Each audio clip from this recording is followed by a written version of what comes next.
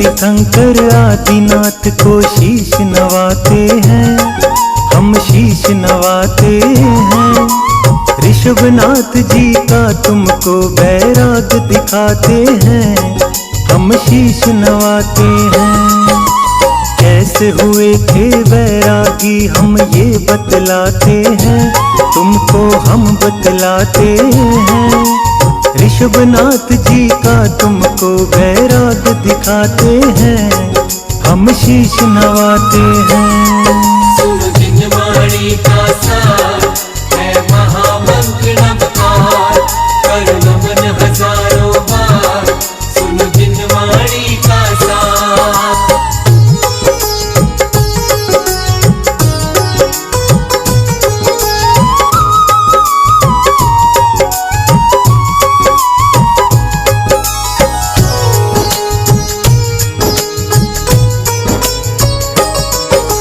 प्रथम जिनेंद्र है आदिनाथ जी ऋषभनाथ भगवान, नाभिराय और मरुदेवी की सर्वोत्तम संतान। चैत्रवदी नवमी को जन्मे नगर अयोध्या धाम, आदिनाथ भगवान का पहले ऋषभनाथ था नाम।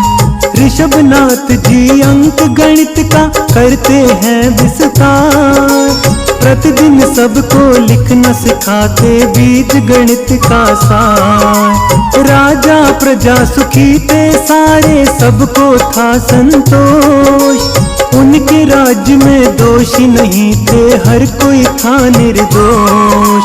नगर निवासी उत्सव और उल्लास मनाते हैं, तुमको हम बतलाते हैं।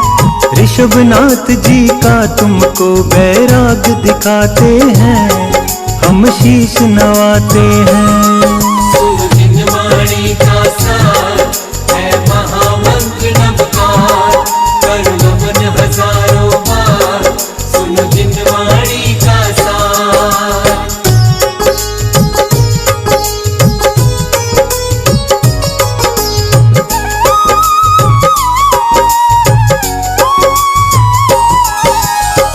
आदिनाथ जी का जन्म अयोध्या के नाभिराय के घर में हुआ था, माता मरुदेवी की कोख से।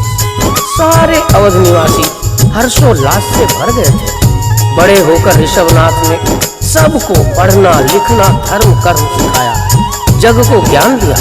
सब कुछ अच्छा चल रहा था, परंतु एक बार उनके नगर में अकाल पड़ गया। कल्प वृक्ष बिछड़ने लगते हैं तो प्रजा दरबार में आकर अपना दुखड़ा सुनाती है। कल्प वृक्ष जब लगे बिछड़ने प्रजा हुई बेहाल, आते हैं दरबार में सारे कहते हैं अपना हाल। आप ही राह निकाले कोई, हम सब हैं अज्ञान, आप हमारे माता पिता हैं, हम संतान समान। ऋषभनाथ उन सब का संशय दूर भगाते हैं, उन सबको फिर सूर्य चंद्र का ज्ञान कराते हैं।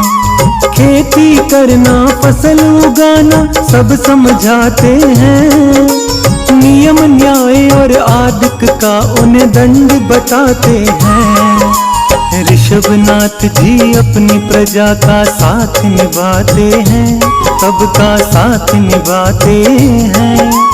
ऋषभनाथ जी का तुमको बैराग दिखाते हैं, हम शीश नवाते हैं। सुनो जिनवाणी का सार है महामंत्र नवकार, कर नमन हजारों बार, सुनो जिनवाणी का सार।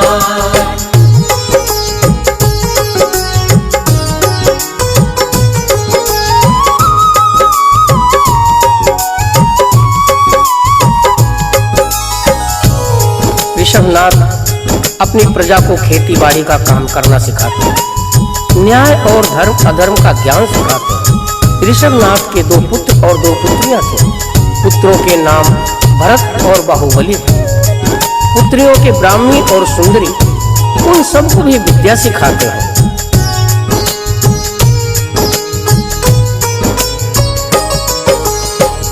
रतन दो ऋषभनाथ के शोभित है दरबार। बाहुबली और भरत है दोनों सुंदर राजकुमार। दो पुत्री है ब्राह्मी सुंदरी आदिनाथ के आंगन।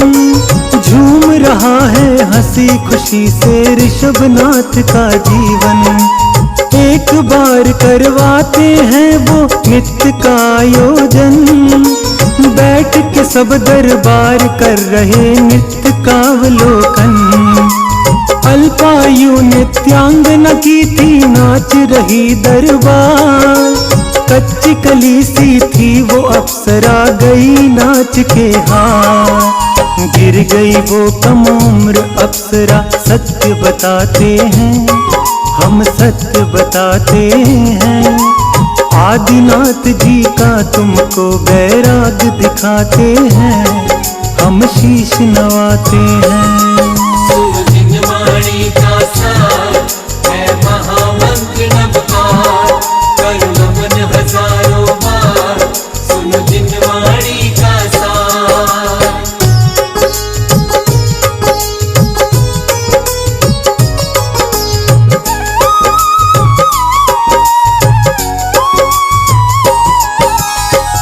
उस अप्सरा की आयु बहुत कम थी। नृत्य करते करते थक जाती है।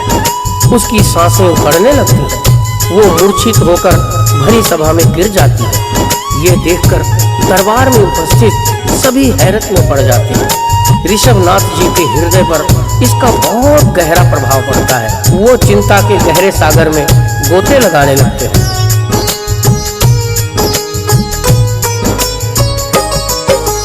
जाग उठा बैराग उसी क्षण आदिनाथ के मन।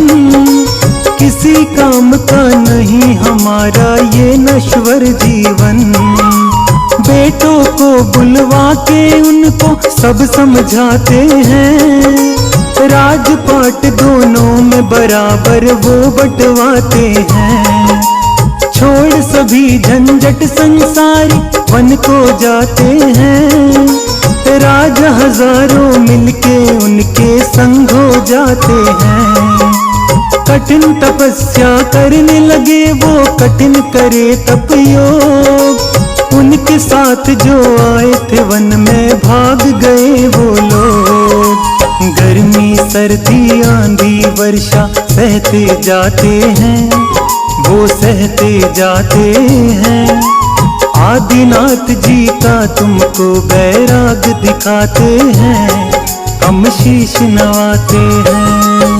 सुन जिनवाणी का सार है महामंत्र नवकार। कर नमन हजारों बार सुन जिनवाणी का सार।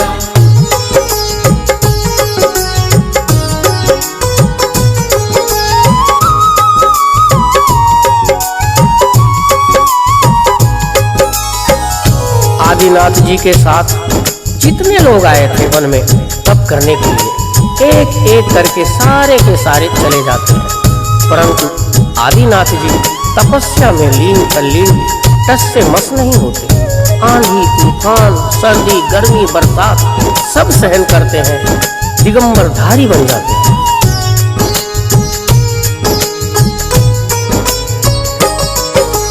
भूख प्यास से व्याकुल होके भागे थे जितने। लिया छुपा छाल पत्तों से अंगों को अपने। फल आदिक का भूख मिटाई भाग लिए वन छोड़। सारे के सारे भाग लिए फिर अपने घरों की ओर। 6 महीने तक तप में डूबे रहे थे आदिनाथ। पता चला ना कब दिन निकला और हुई कब रात। 6 महीने तक भूखे प्यासे रहते हैं आदिनाथ। चले आहार करने खातिर 6 महीने के बाद। भोजन की विधि उनकी कोई समझ न पाते हैं। विधि समझ न पाते हैं। आदिनाथ जी का तुमको बैराग दिखाते हैं हम शीश नवाते हैं। सुन जिनवाणी का सार है महा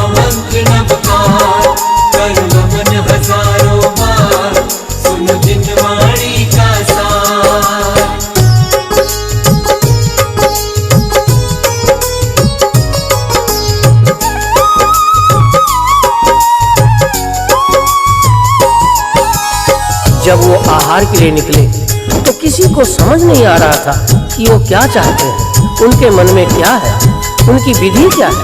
कोई उनको धन देता, कोई वस्त्र देना चाहता। आदिनाथ चुपचाप चले जाते, बिना कुछ बोले, बिना कुछ कहे।